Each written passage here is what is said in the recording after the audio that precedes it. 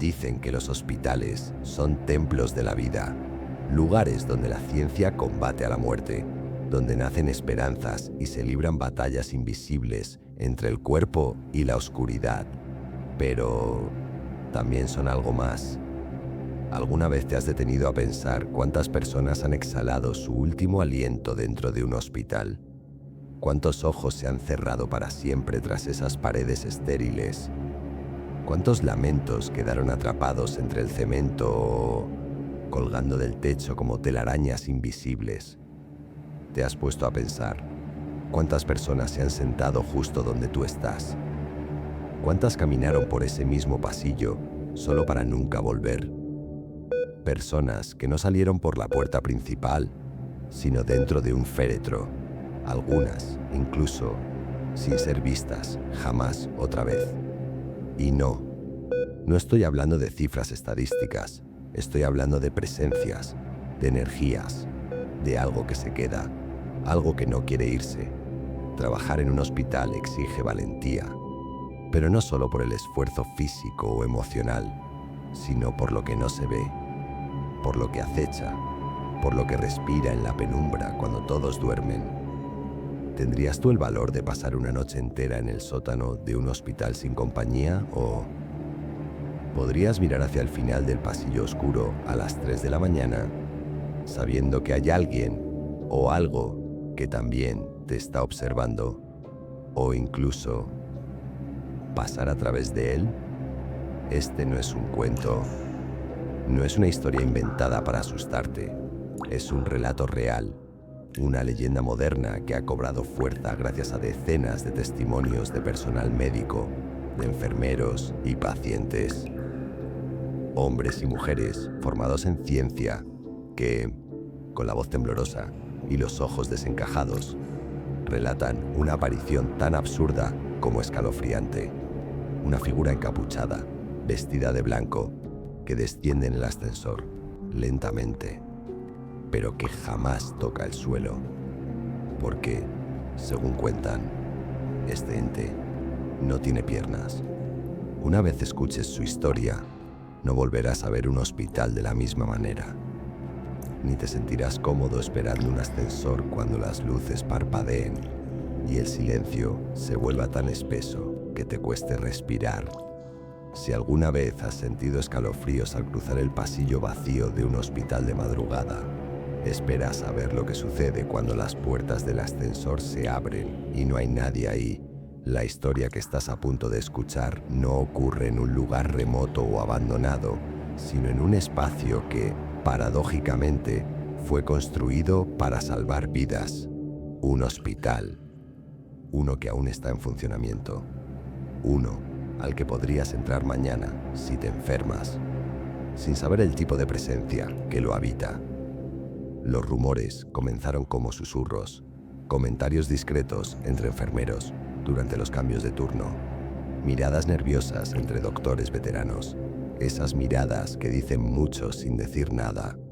Se hablaba de apariciones, de algo o alguien que descendía en el ascensor más antiguo del hospital, siempre de madrugada, siempre cuando el edificio caía en ese silencio espeso que solo los hospitales conocen. Ese silencio roto solo por el pitido lejano de una máquina de signos vitales o el llanto de un paciente a punto de morir. El escenario de esta historia es un hospital público ubicado en el corazón de México. Sus instalaciones, desgastadas por el tiempo, respiran un aire denso. Los muros parecen sudar historias de muerte, enfermedad y dolor.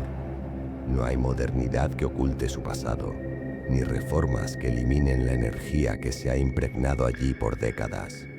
Y es precisamente entre esas paredes, frías y agrietadas, donde ocurre el fenómeno. Ahora, ¿te imaginas estar en tu primera semana de prácticas, trabajando en el turno nocturno, cuando el silencio del hospital se convierte en tu peor enemigo? Esto mismo le sucedió a un joven practicante, una noche cualquiera, o al menos eso parecía. Eran exactamente las 3 de la madrugada. Según algunos, la hora maldita, El practicante estaba solo, de guardia, cuando escuchó ese sonido, un ding metálico.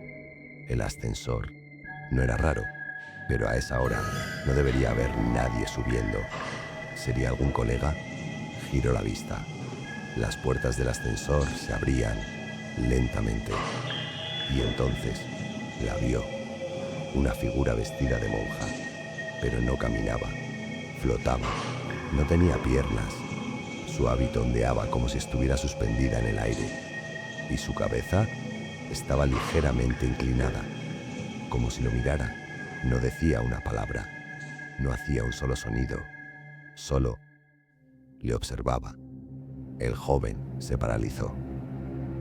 La figura simplemente se desvaneció al dar unos pasos, dejándolo con un sentimiento de frío y una sensación inconfundible. Era una figura encorvada, completamente cubierta por un hábito blanco manchado de lo que parecía ser barro seco. O quizás otra cosa. Su rostro no era visible, pero lo que sí pudo notar de inmediato fue lo más perturbador. No tenía piernas, flotaba. Sus pies, o lo que deberían ser sus pies, se desvanecían antes de tocar el suelo. Se deslizaba con una lentitud inhumana, como si la gravedad no tuviera efecto sobre ella. Y lo más espeluznante es que no parecía verlo a él. Caminaba o flotaba recto, atravesando el pasillo y desapareciendo en una esquina que, al revisar luego, no llevaba a ninguna habitación. Al principio, nadie creyó su testimonio. Pensaron que era el resultado del cansancio, una alucinación. Pero entonces comenzaron a acumularse los reportes. Enfermeros distintos, turnos diferentes, testimonios separados, pero todos describiendo a la misma figura, la misma monja sin piernas, el mismo silencio sepulcral que antecedía su aparición.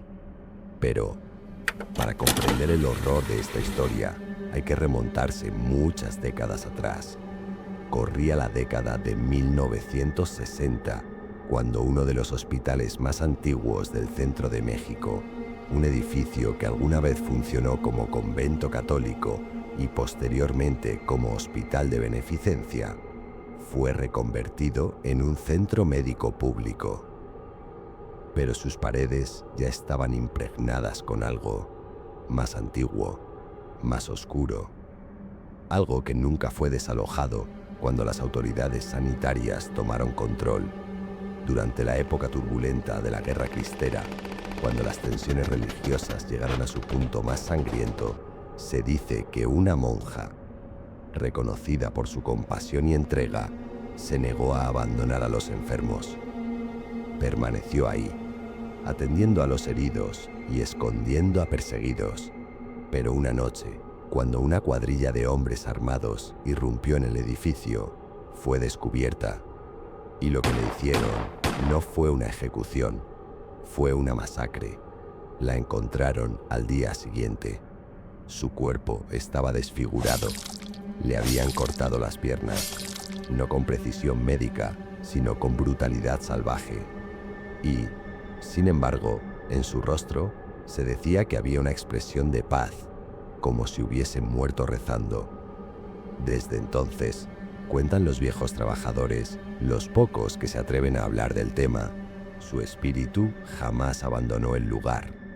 La llaman la monja del ascensor, siempre en las madrugadas, siempre en silencio, siempre cuando el hospital se sumerge en ese estado de vigilia espectral, como si el tiempo se detuviera justo antes del amanecer.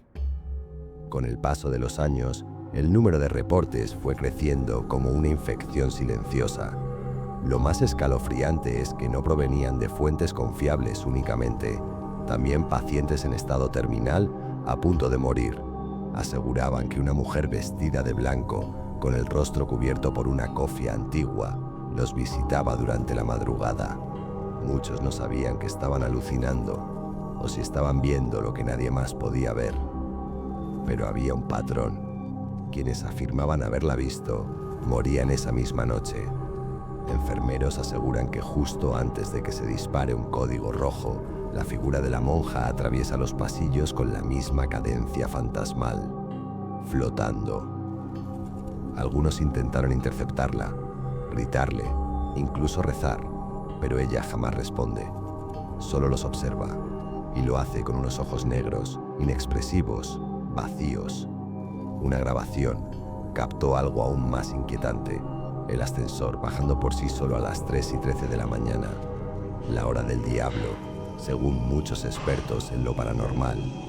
Al llegar al sótano, una zona en desuso, clausurada por mantenimiento desde hace años, las puertas se abren y durante exactamente 3 segundos, una figura pálida aparece en la imagen, flotando, sin rostro, sin piernas.